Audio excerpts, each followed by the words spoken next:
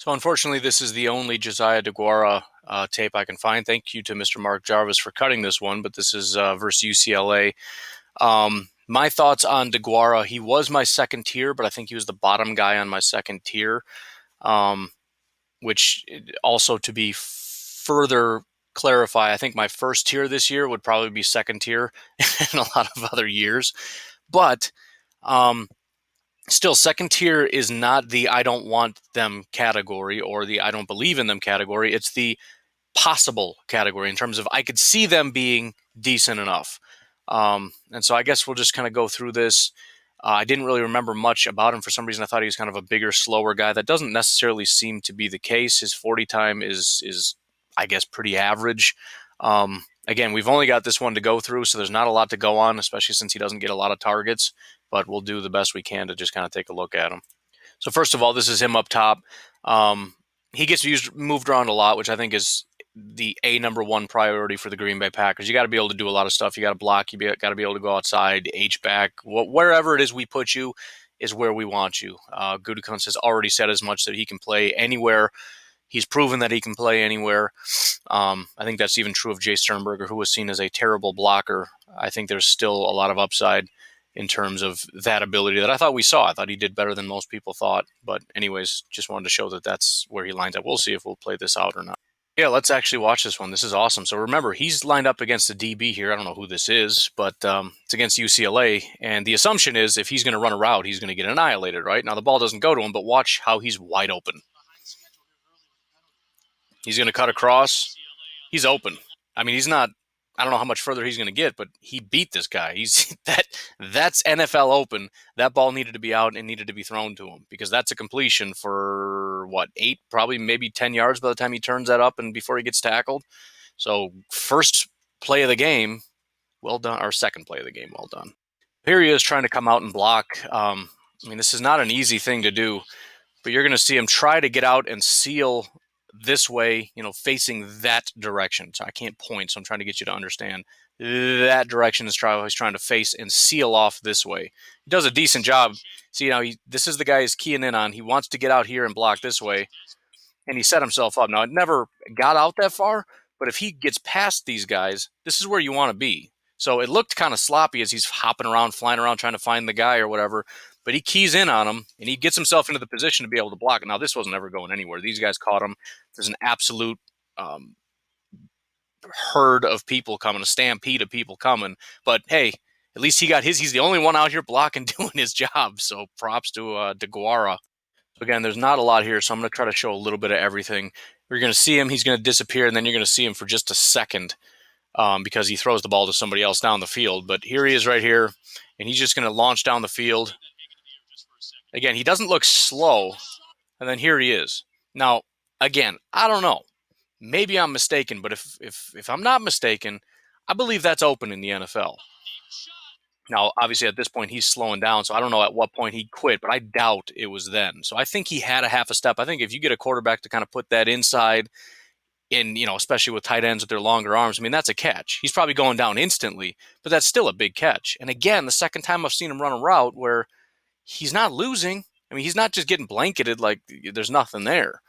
So, again, I'm not trying to hype up for nothing. I'm just looking at what it is. It appears he was open on that play. Sweet. Here's a little blocking rep here. He's on the end, down end. So, again, now we're seeing something a little bit different.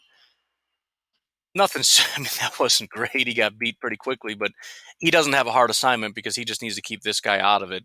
And presumably, if this is a big play, he's gone already. This guy can't catch him from behind. If not, what does it matter? He's going down anyways. So, whatever.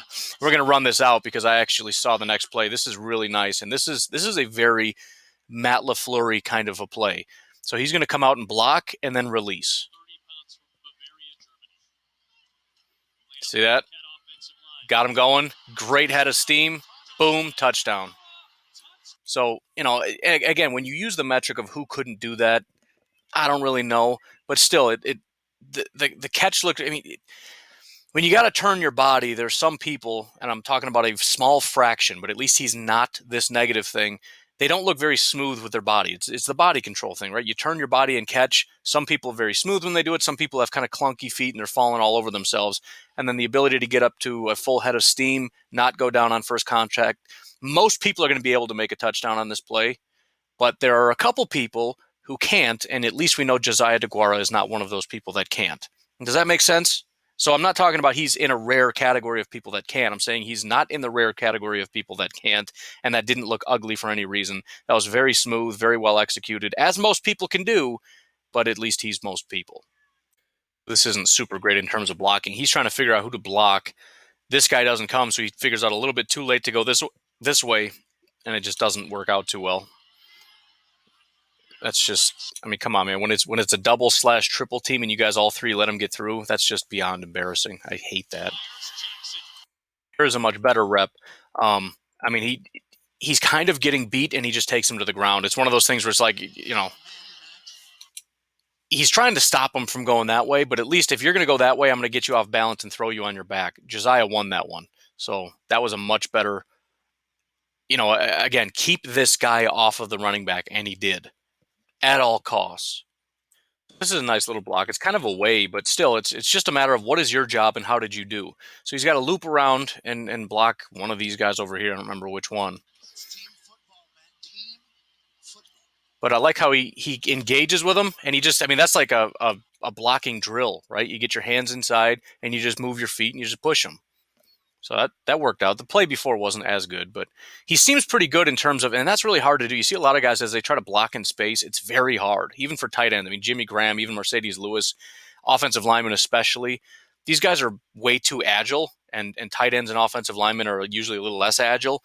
So they usually look dumb when they go out and try to block a guy in space, and these guys just move out of the way and they stumble over their feet and fall on their heads. So as weird as it sounds, I actually like seeing a tight end able to get out in space and lock into his guy, even if it's a little bit ugly. In the last play, you're kind of hopping around just trying to get in the way, but he still is able to finish, and in this case, actually lock into the guy and drive him back. So again, as weird and as much as most people are looking at it rolling their eyes, I do appreciate that. So this is one of those examples of times when they call a play that's just annoying. If you watch, he's right here, I believe. If you watch him, you think, oh, this is going to be a big play, and then he has to stop. And it's like, no, don't stop. So look, just go, man. Just go and you're open. He's got to stop and curl in here, and it's like now he's covered. He was open until he had to finish that. So it's just, again, you see at the beginning, and it's exciting.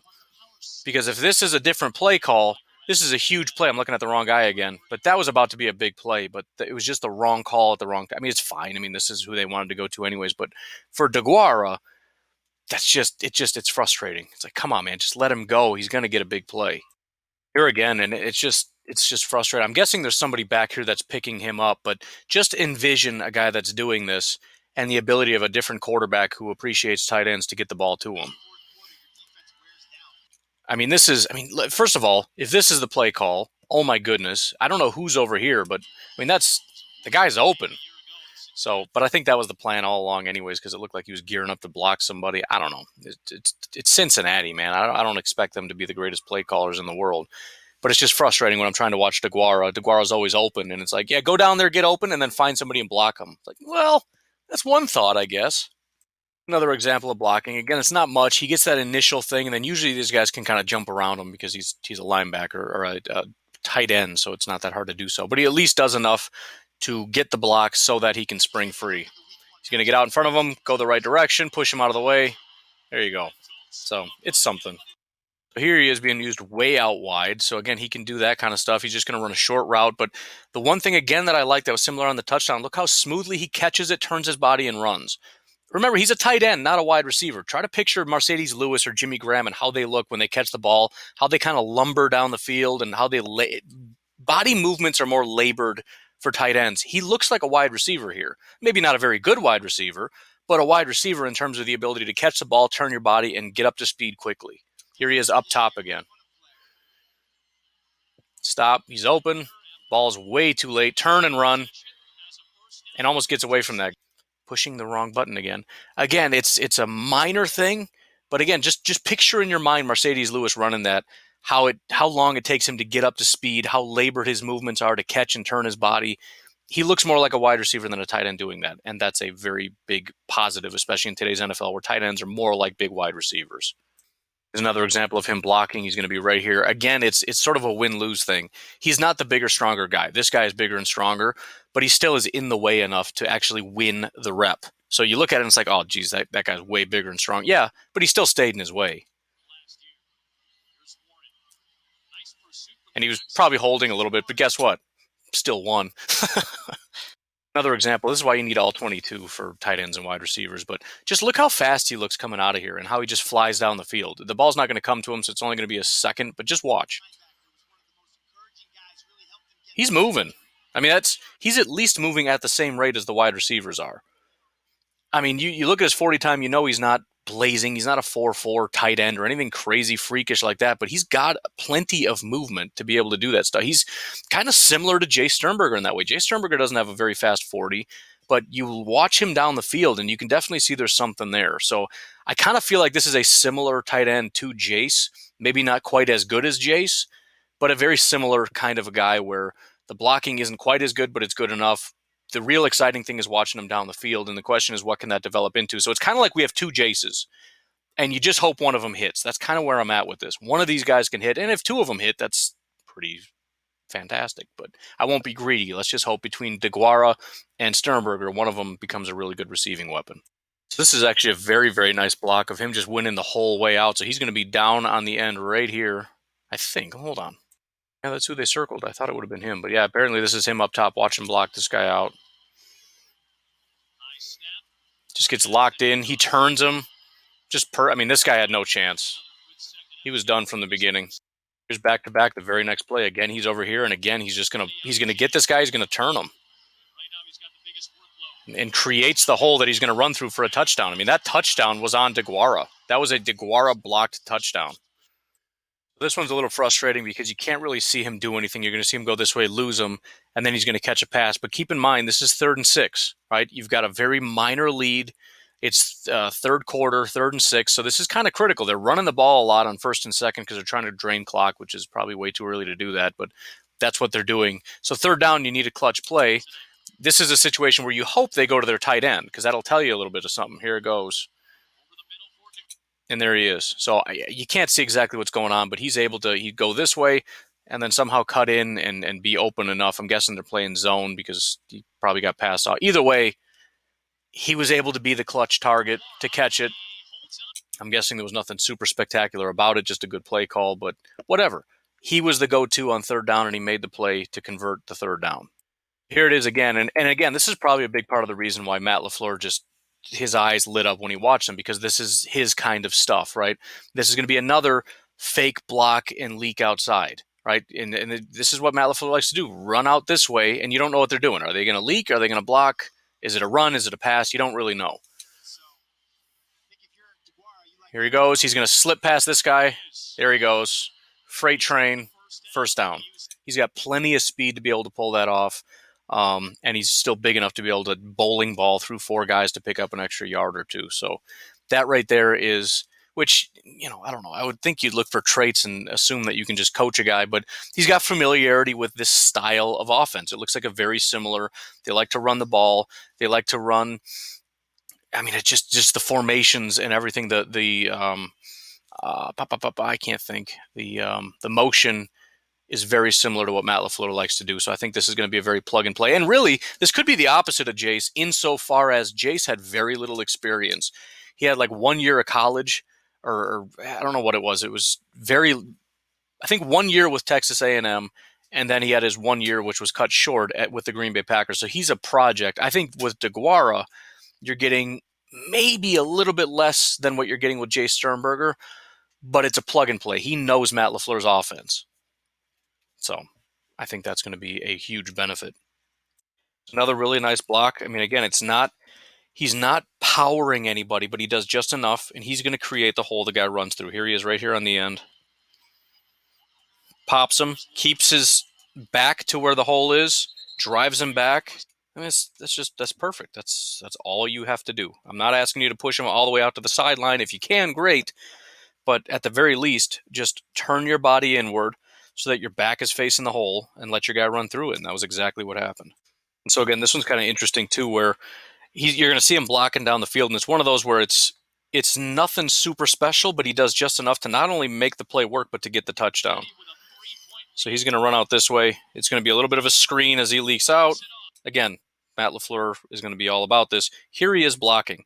This is the one guy that's trying to make a play, and he's trying, again, he's much more agile than your tight end. So he's going to hop this way and hop this way, and he's going to do just enough to keep his base and keep him out of the way. Boop, boop, boop. And there he goes. There's a couple other blocks, but again, that made the difference between a 4 or 5 yard gain and a touchdown. His ability to just stay there, keep pushing him, keep him out of the way. It's well done. Well done. Another great example. I had basically concluded that he's a better receiver than a blocker. I might be changing my mind on that. Here he is, and this one's kind of interesting. I don't know if this is designed or not, but he looks like he's going to go in and block, hops out of the way, gets up to the next guy, and just blows him out of the water. Watch him just drive. Look how big that guy is too. He's going to drive him straight back. That was beautiful. And again, what is the result if he doesn't get a block on him?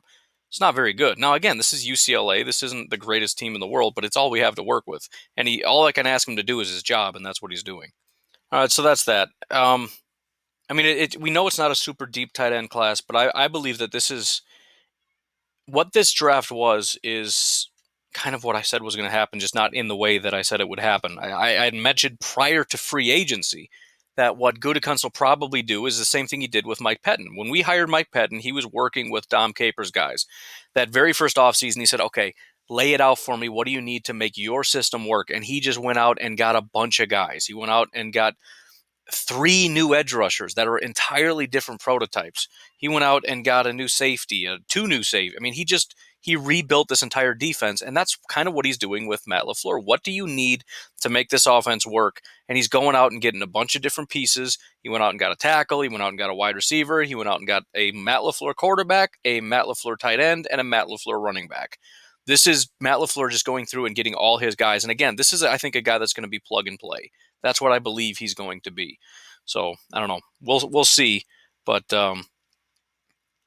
you know, I mean, he's a third round pick, so he's probably not going to pan out. And the Packers are terrible in the third. But I am a little bit excited to see the duo of Sternberger and Deguara, because they both have similar styles, and I think we're going to be seeing a little bit. I kind of thought we'd maybe get away from the 2 tight ends and 2 wide receivers or whatever, but it seems like they're going in the direction of the 49ers, where they're not building up necessarily the wide receivers. This is going to be a team that likes to run the ball. It's going to be a team that likes to utilize their tight ends. And yeah, we're going to have wide. I mean, we still have Devontae, right? I mean, the 49ers have 1 good wide receiver, and they do fine with it. The idea is run your system and get guys that can operate within your system, and everything will be fine. But we need a tight end to step up. That is a critical piece. We have a good offensive line. We have a good running back. Hopefully now we have 2 really good running backs. We need the tight ends to hit, and that's where this is kind of becomes critical. As much as we look at wide receiver, we have to have a tight end be a good tight end before the system can be much of anything. So again, hopefully between these 2, one of them at least can step up.